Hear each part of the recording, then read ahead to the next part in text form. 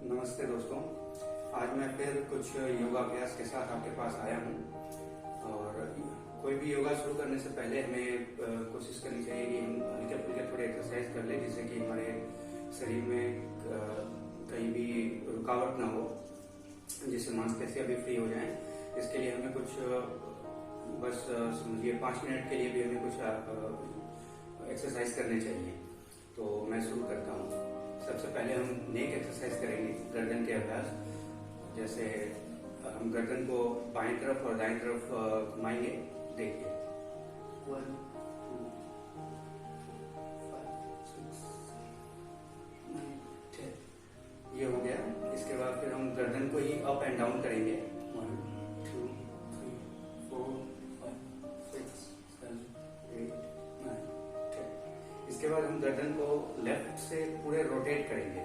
1 2 फिर से यही चीज हम रिवर्स से भी करेंगे। 1 2 3। इसके बाद गर्दन की एक्सरसाइज होने के बाद फिर हम कंधों की एक्सरसाइज करेंगे, जिसमें हम कंधों को इस तरह मूव करें। 1 2 3 4 5। सेम इसी तरह हम रिवर्स करेंगे। 1 2 3 4 5। अब हम अपने कूहनी के लिए एक्सरसाइज करेंगे। इसे हम इस तरह पकड़ के रोटेट करेंगे। 1 2 3 4 5। फिर ठीक इसके उल्टे रिवर्स में 1 2 3 4 5। अब हम इसी हाथ के कलाई को रोटेट करेंगे, मुट्ठी बंद करके। 1 2 3 4 5 एंड रिवर्स। 1 2 3 4 5। सेम इस तरह हम अपने लेफ्ट हैंड से भी करेंगे। सबसे पहले elbow exercise. 1 2 3 4 5 then reverse. 1 2 3 4 5। Same मुट्ठी बंद करके कलाई को रिस्ट को रोटेट करना। 1 2 3 4 5 1 2 3 4 5। अब हम अपने पाँव के बीच में एक पाँव की दूरी रखेंगे और ऐसे करके हम अपने इस पीठ को जो है उसको रोटेट करेंगे। उधर हल्के से झटके देने की कोशिश करेंगे इस तरीके से।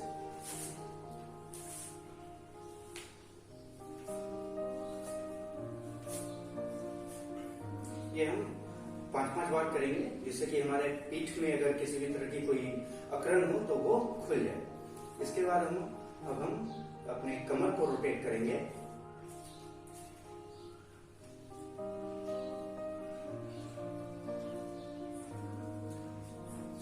अब रिवर्स।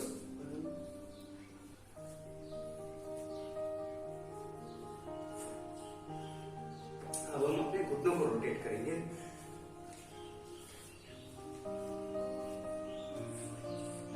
रिवर्स।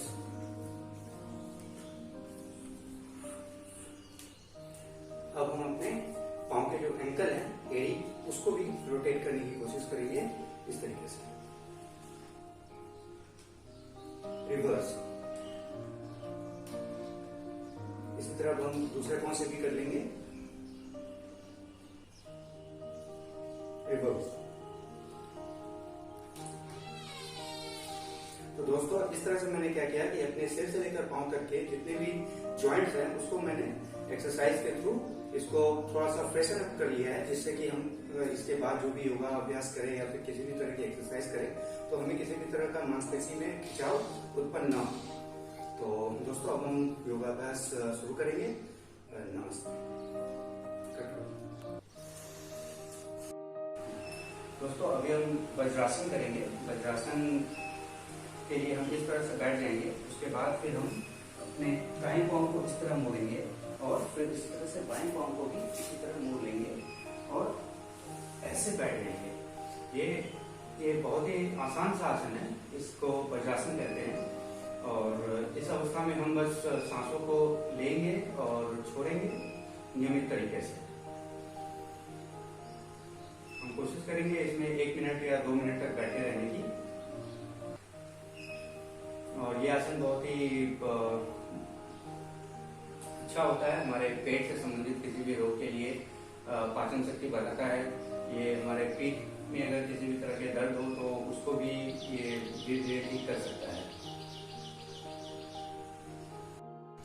हाँ दोस्तों, अब हम इसे ये जो आसन करने जा रहे हैं इसे पद्मासन या फिर सुखासन भी कहते हैं ये, और ये बहुत ही आसान है। इसे किसी भी उम्र के लोग कर सकते हैं, कोई भी कर सकता है। इसमें कुछ नहीं करना, बस मैं अभी जैसे बैठा हूँ बस इसी तरह से बैठ के हम अपने बाएं पाँव को ऐसे रखेंगे, दाहिने पाँव को इसके ऊपर रख के हाँ अपने रीढ़ की हड्डी को सीधे रखकर बैठ जाएंगे। और इस आसन में हम अपनी सुविधा के अनुसार जितना देर हम चाहे बैठे रह सकते हैं। यह आसन बहुत ही अच्छा होता है हमारे पाचन संबंधित रोगों के लिए। उसमें हमें इस आसन से काफी फायदा पहुंचता है। इसे हम आराम से 4 मिनट 5 मिनट तक या फिर जितनी देर आपकी इच्छा हो आप इसमें बैठ के रह सकते हैं। अब जो हम करने जा रहे हैं उसे बद्ध कोणासन भी कहते हैं और इसे बटरफ्लाई आसन भी कहते हैं। इसके लिए हमें अपने दाएं पांव को यहाँ पे रखना पड़ेगा और बाएं पांव को भी यहाँ पे इस तरह से हमें अपने इसे मध्य में रख के रखना पड़ेगा। और बटरफ्लाई की तरह हमें अपने दोनों जांघों को इस तरह से हिलाना पड़ेगा।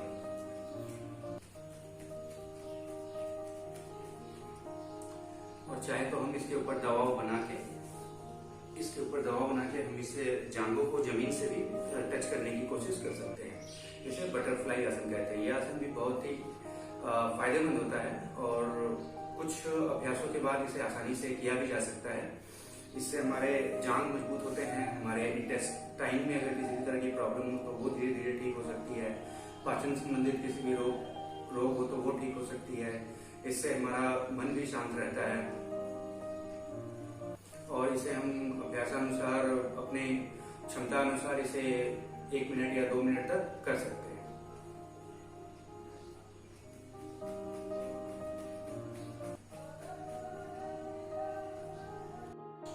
अभी जो हम आसन करने जा रहे हैं वो मंडूकासन है।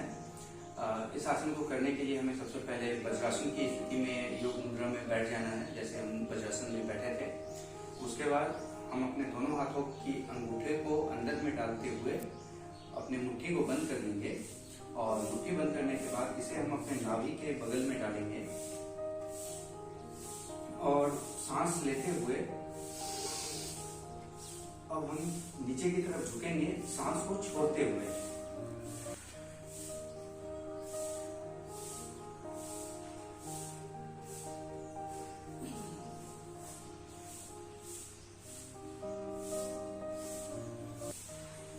फिर हम सांस को लेते हुए ऊपर आएंगे और इसी तरह से यह आसन हम करीब 5 बार या 10 बार अपनी क्षमता के अनुसार इसे दोहरा सकते हैं बार बार।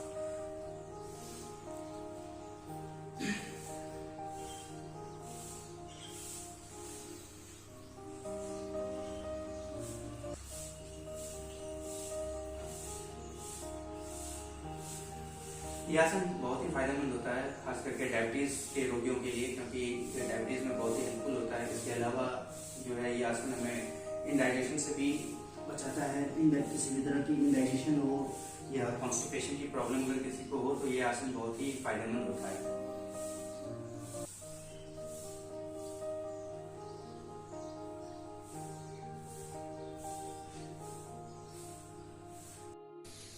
अब जो हम आसन करने जा रहे हैं उसे उष्ट्रासन कहते हैं।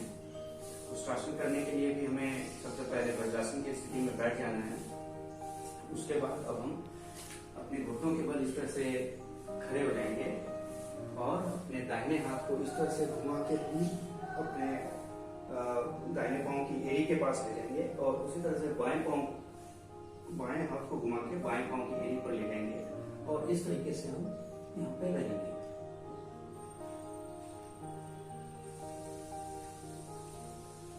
फिर उसी तरह से वापस।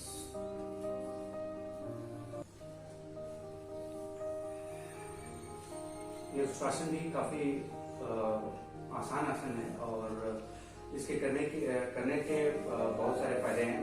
जैसे कि हमें किसी भी तरह के अगर पीठ में किसी भी तरह की प्रॉब्लम हो तो वो ठीक हो सकती है।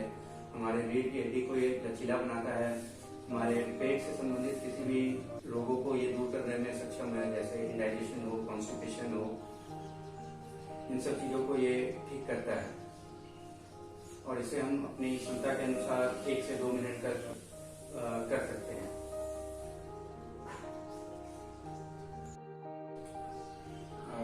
अब जो हम आसन करने जा रहे हैं उसे गोमुखासन कहते हैं।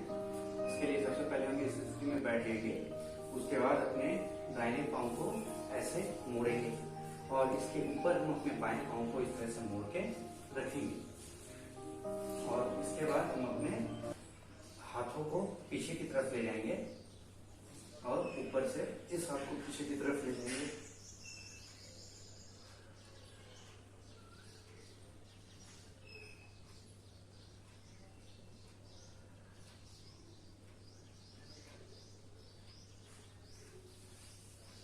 फिर हम यथा स्थिति में आ जाएंगे और फिर अपने दूसरे हाथ से इस तरीके से पीछे की तरफ पकड़ने की कोशिश करेंगे।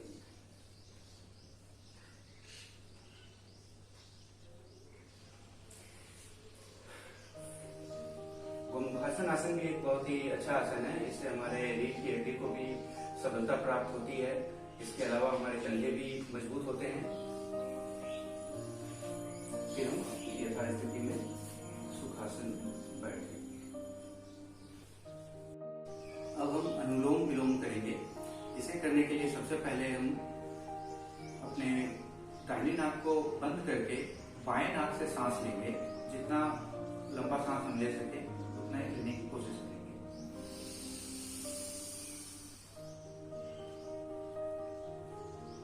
उसके बाद हम अपने अंगूठे से बाएं नाक को बंद करके जो सांस हमने भरा है उसे दाहिने नाक से छोड़ेंगे। फिर यही क्रिया हम अपने दाएं नाक से सांस लेंगे और बाएं नाक से छोड़ेंगे।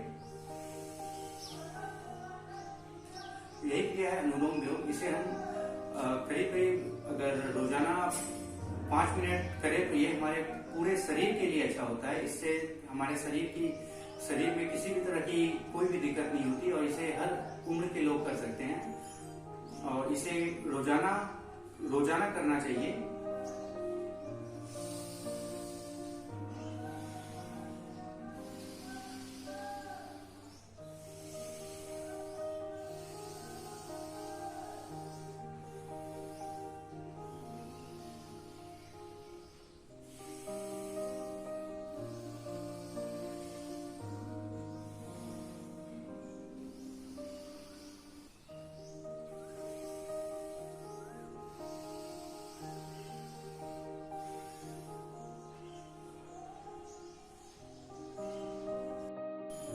अब हम कपालभाति करेंगे। कपालभाति को किसी परिचय की जरूरत नहीं है। ये बहुत दिनों से चले आ रहा है और रामदेव बाबा ने इसे काफी आगे भी बढ़ाया है। और हम सब जानते हैं कपालभाति के क्या कितने सारे फायदे होते हैं। ये डायबिटीज में हो, हमारे उदर रोगों से संबंधित हो, किसी भी तरह के रोग को जो है ये ठीक करने में सक्षम है। इसे हमें इसका अभ्यास हमें धीरे धीरे बढ़ाना चाहिए। कोशिश ये करनी चाहिए कि हम इसे 1 मिनट तक कंटिन्यू करें। उसके बाद फिर धीरे धीरे इसके अभ्यास को बढ़ाते बढ़ाते हम इसे आधे घंटे तक कंटिन्यू कर सकते हैं। कपालभाति करने के लिए हमें बस इस तरीके से करना होता है।